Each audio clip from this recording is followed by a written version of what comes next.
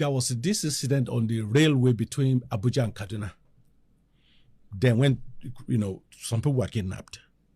One of the people that was kidnapped was a junior brother of a friend of mine. I think they were asking for 50 or 100 million. I'm not quite sure what the ransom figure was.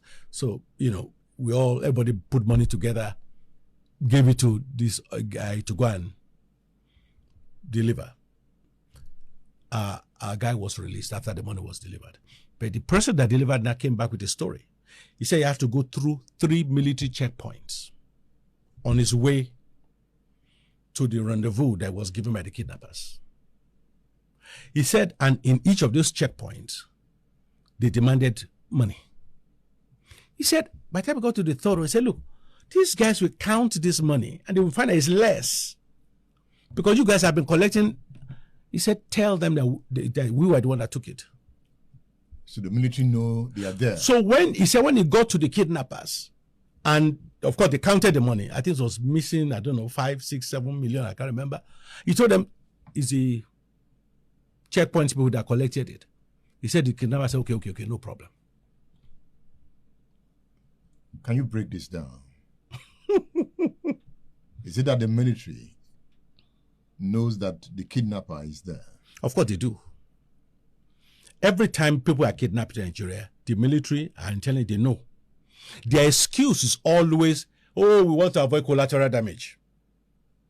That if we go there, like that, some of the hostages could be killed. But that is the excuse they are using, and that's why the industry is increasing. I have a feeling that if you do this study very well, you find that it's the same set of people that are repeating the kidnappings. So people you didn't get rid of first time are now kidnapping over and over again. Are you saying it's not a Fulani problem? Oh, no. It's not a Fulani problem at all. No, it's not Fulani. You see, the thing about this Fulani thing, I read an intelligence report, for example, of somebody captured as a Boko Haram terrorist. Why did you join Boko Haram? So I was reading his interrogation. The guy said he lived in a village in the north. He said he came home one day and found a man who was the richest man in the village in his bedroom with his wife. He said in order not to commit crime, he went to report the man to the local police. Guess what? He said it's him, the husband, that the police came to arrest. And they locked him up for 30 days in their cell. I think eventually they released him. And he said he told himself that if he has an opportunity, he would deal with these police officers. When the Boko Haram recruiters came calling a few weeks later, he was happy to join. After their rudimentary training, the first place he led attack on was that police station. He killed all of them, all the police officers there.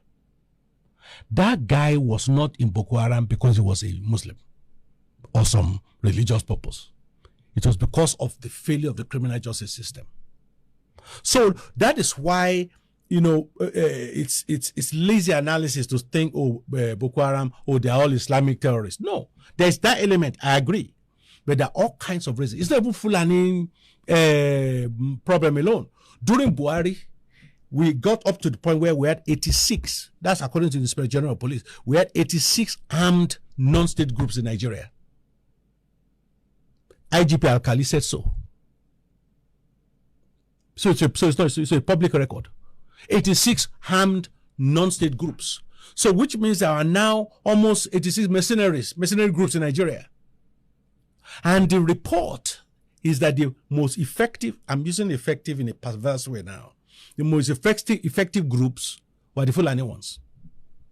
Because they would take their whatever they're high on, whatever they are, and they can kill anybody. So if you are in Benin or a village outside Benin and you are fighting with the village next door and you are looking for who will do your dirty work for you, you pay them.